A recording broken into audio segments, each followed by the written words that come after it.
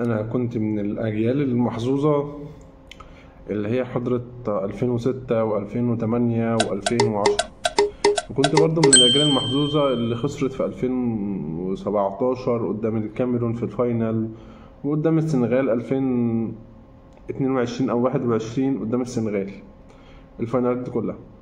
فانا تعدى عليا كام جيل كده المنتخب مصر، ما بين ان هم الاجيال اللي انا شفتهم فارقين في الكرة المصرية على وجه العموم، وان فعلا مفيش ممكن حد يجي او لعيبة تيجي عندها انتماء للبلد دي زي اللعيبة اللي هي في 2006 و2008 و2010، ايا كان مين الاسامي كلهم.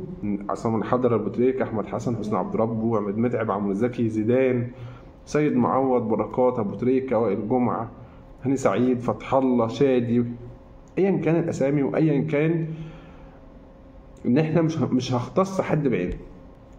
فانا بالنسبه لي ان الناس دي هقولها ان كانت فارقه في نقطه في الكره المصريه، وان هي سبب من اسباب بعد ربنا سبحانه وتعالى ان هم يحطوا الكره المصريه تبقى هي الطب في افريقيا، او كمنتخب يبقى هو الطب في افريقيا كاكثر منتخب داخل القاره حاصل على دوري افريقيا.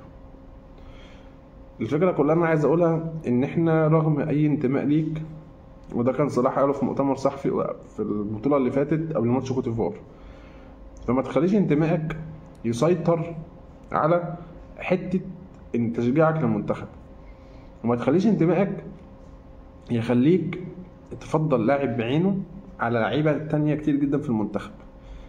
خلي عندك انتماء للمنتخب اكتر من اي حاجة في الوقت الحالي، لان انت كلاعيبة موجودة عندك او كلاعيبة موجودة في المنتخب وموجودة في الفريق، فهي بتبقى مستنية رد فعل كبيرة من الجمهور. اكيد اللعيبة بتتابع ردود الفعل كلها، واكيد اللعيبة بتضايق من مواقف معينه احنا بنعملها كجمهور، او بتفرح من موقف معين احنا كجمهور برضه بيعمله، مع انه في الاول وفي الاخر ده بني ادم.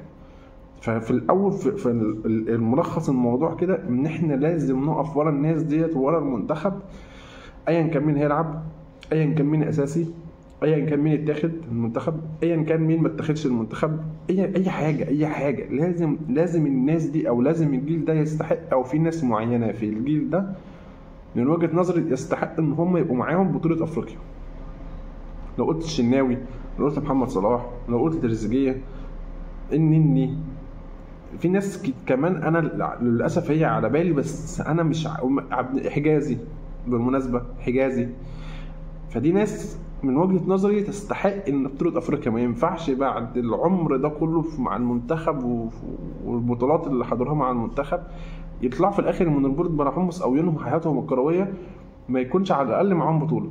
هتقول لي يا عم ما هم راحوا كاس العالم وما عملوش حاجه في كاس. هقول لك يا سيدي انا رحت كاس العالم خلاص، انا بالنسبه لي انا اخد بطوله افريقيا، انا كمشجع كوره انا اخد بطوله افريقيا تمام، ما تودينيش كاس العالم اطلع من الدور الاولاني زي ما حصل قبل كده في روسيا في 2018 مع كوبر. والاتحاد الجميل، اتحاد الكوره الجميل بتاعنا ماهوش مؤهل اصلا على اداره منتخب يروح كاس عالم للاسف، لان الناس اللي ماسكه بس الواحد مش عايز ايه يعني يبداها بالشكل دوت. يعني انا من وجهه نظري ان الناس اللي ماسكه المنتخب اصلا او مسؤولين عن الكوره في المنتخب لا يفقهوا اي شيء في اداره كره القدم. هو شخصيه واحده بعينها عنده مجموعه من الفشل في الماضي، من ايام ما كان ماسك، لما كان موجود في مجلس اداره النادي اللي هو بتاعه، بسم الله ما شاء الله كان النادي معاه في الارض. ولما جه مسك المنتخب او لما اتعين في اتحاد الكوره او لما نجح في انتخابات اتحاد الكوره برضو كان معاه مصايب الدنيا والاخره وفشل ذريع.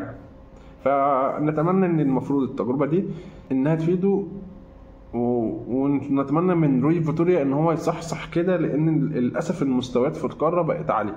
في ناس عليت قوي، وفي ناس ما بقاش ليها اثر دلوقتي. وللاسف او مش من للاسف، ده من حسن حظنا ان انت عندك معاك منتخب زي منتخب غانا في المجموعه، ما هوش مخوف او ما هوش مش البعبع بتاع زمان، بتاع غانا بتاع زمان.